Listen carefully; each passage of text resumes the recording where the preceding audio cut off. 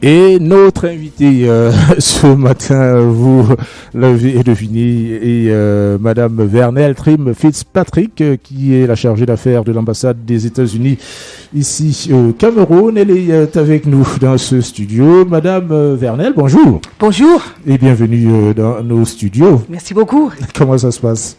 Tout va bien, merci. C'est un grand plaisir d'être ici avec vous. C'est un plaisir de vous accueillir aussi. Et nous allons évidemment parler de cette relation bilatérale entre le Cameroun et les États-Unis. Commençons par cette injection de fonds, 54 milliards de francs CFA que vous avez donc injecté dans la lutte contre le VIH/SIDA et le paludisme. Quel est le sens de cette aide? Donc, pour commencer, je peux dire une fois de plus que je suis très heureuse d'être ici à Calac FM, une radio privée leader. Je sais qu'en 2019, un incendie a détruit la station de radio et malgré cette terrible perte, vous avez su persévérer. Vous êtes maintenant de retour à l'antenne. Donc, un média libre et indépendant est essentiel à toute démocratie. Et une presse libre qui donne des informations vérifiées et équilibrées joue un rôle essentiel dans l'information des citoyens. Donc, pour cette raison, c'est vraiment un grand plaisir d'être avec vous ce matin. Donc, concernant notre assistance, donc, je peux dire que c'est vraiment un grand privilège d'être ici au Cameroun pour travailler et pour être en charge de l'ambassade des États-Unis parce que nous avons un grand métier avec le peuple camerounais et nous travaillons beaucoup avec les gouvernements camerounais pour aider le peuple camerounais.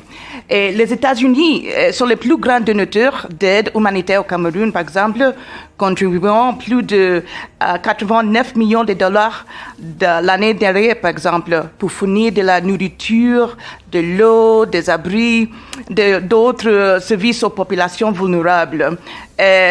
En 2020, par exemple, nous avons fourni de la nourriture à plus de 500 000 personnes parmi les plus vulnérables du Cameroun, les réfugiés, personnes déplacées à l'intérieur de pays et autres Camerounais touchés par les conflits. Nous contribuons ainsi à assumer une partie du fardeau qui porte le Cameroun en étant un bon hôte pour des milliers de réfugiés de la région. Ce concernant notre assistance sanitaire, qui est vraiment le plus grand investissement des États-Unis ici au Cameroun, je peux dire que nous travaillons côte à côte avec les responsables gouvernementaux et les agents de santé depuis des années. Par exemple, dans l'ensemble des agences américaines présentes dans le secteur de la santé, nous avons investi plus de 600 millions de dollars depuis 2010 pour renforcer le système de santé et lutter contre le VIH/SIDA, la tuberculose, le paludisme et d'autres maladies, notamment le COVID-19. Donc, ce que je peux dire, c'est que nous avons une bonne coopération. Nous travaillons main dans la main pour préparer, par exemple, la réponse au COVID-19 en aidant à renforcer les capacités de gestion des urgences, des surveillances, des tests de laboratoire et toutes les autres choses comme cela. Donc, c'est vraiment un grand plaisir. Et pour terminer, je peux dire que nous avons contribué à hauteur de plus de 21 millions de dollars en aide sanitaire et humanitaire à la réponse au COVID-19 ici au Cameroun. Cette somme s'ajoute 2 milliards de dollars que les États-Unis ont donnés à COVAX, bénéficiant indirectement au Cameroun pour soutenir la distribution équitable des doses sûres et efficaces des vaccins COVID-19 ici. Donc, c'est vraiment un grand plaisir. Et justement, à propos de COVID-19, le centre des urgences qui se trouve au quartier Meussa est un financement américain, c'est cela? Donc, nous avons fait beaucoup ici au Cameroun. Comme je vous ai dit, ça c'est le plus grand investissement ici au Cameroun. Donc, pour nous, il est très nécessaire d'aider le gouvernement camerounais pour améliorer le système sanitaire ici, parce que s'il n'y a pas la santé, il n'y a pas d'autre chose, n'est-ce pas? Donc, c'est très important d'aider le peuple camerounais parce que c'est si important, surtout dans ces moments avec une pandémie de COVID-19. Et vous avez aussi évoqué tout à l'heure ces populations vulnérables qui se trouvent dans les zones de conflit, dans la région de l'extrême nord, dans la région du nord-ouest et du sud-ouest, avec une assistance, un renforcement des capacités pour lutter notamment contre ceux qui posent des mines, ainsi de suite, c'est cela? Absolument, absolument. Comme j'ai dit que c'est très important de dire qu'il y a beaucoup de personnes qui ont besoin de l'aide, comme les réfugiés, les personnes déplacées internes, d'autres personnes vulnérables. Donc, pour nous, c'est très important de travailler avec le gouvernement camerounais pour aider le peuple camerounais. Donc pour nous, c'est très important de chercher la manière tous les temps. Par exemple, durant l'année passée, nous avons investi plus de 89 000 dollars au Cameroun. Ça, c'est seulement une contribution. C'est un don. Donc, c'est très important de montrer le peuple camerounais que nous sommes ensemble. Et il y a eu récemment cette suspension dans la lutte contre Boko Haram, notamment où certains éléments de l'armée camerounaise avaient été accusés de violation de droits de l'homme, et les États-Unis avaient suspendu une partie de l'assistance militaire. Quel est le sens de cette démarche? Ce que je peux dire, c'est que c'est pour nous la protection, la promotion des droits de l'homme figure au premier plan de la politique étrangère des États-Unis. Donc nous focalisons sur le droit de l'homme partout dans le monde, ni seulement ici au Cameroun. Donc pour nous, c'est très important de dire que comme on a mis, s'il y a un souci concernant la protection des droits de l'homme, il est nécessaire de parler avec le gouvernement, pour parler avec d'autres personnes dans la société camerounaise, pour dire que il y a beaucoup de choses que nous faisons avec le gouvernement camerounais, avec les forces de sécurité. Par exemple, ce que je peux dire, c'est que nous travaillons ensemble pour la lutte contre le terrorisme dans l'extrême nord, par exemple. Donc, ça, c'est très important pour nous parce que ça, c'est le terrorisme qui touche nous tous, n'est-ce pas? Mais en même temps, s'il y a une chance pour dire que nous pouvons faire plus ensemble pour lutter contre la violation des droits de l'homme, c'est très nécessaire de montrer notre souci, mais également pour continuer de travailler avec le gouvernement, les forces sécuritaires, parce que nous faisons beaucoup. Par exemple, nous travaillons avec le militaire pour lutter contre le VIH-Sida avec le militaire. Donc, pour nous, c'est une coopération très, très étroite. C'est une coopération qui est en existence depuis longtemps. Mais bien sûr, s'il y a quelques soucis, donc le gouvernement des États-Unis cherche la manière pour montrer la promotion des droits de l'homme ici au Cameroun, mais partout dans le monde, y compris aux États-Unis même. Voilà, une relation plutôt franche et amicale, et on se dit aussi des vérités lorsqu'on est de bons amis. C'est peut-être le sens de cette sortie d'Anthony Blinken, qui est le secrétaire d'État américain, au sujet de la guerre dans le nord-ouest et le sud-ouest. Certains ont estimé que c'était un discours assez ferme, puisque le secrétaire d'État américain s'est dit clairement en faveur d'une résolution pacifique de cette crise. Il a appelé à un dialogue inclusif avec toutes les parties prenantes, un dialogue sans préconditions, si ce sont ces termes, et surtout il a annoncé la suspension ou la restriction des visas pour certaines personnes qui seront identifiées, on ne connaît pas les noms pour l'instant,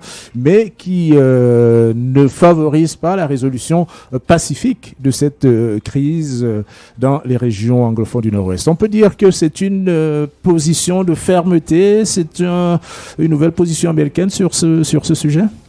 Donc, merci pour la chance pour commenter un peu de ce sujet. Ce que je peux dire, c'est que, comme vous pouvez voir dans notre déclaration, la déclaration du secrétaire d'État, nous condamnons ceux qui sapent la paix en s'en livrant ou en citant la violence continue, aux violations et abus des droits humains et aux menaces contre les défenseurs de la paix, par exemple, les travailleurs humanitaires, le personnel des Nations Unies, par exemple.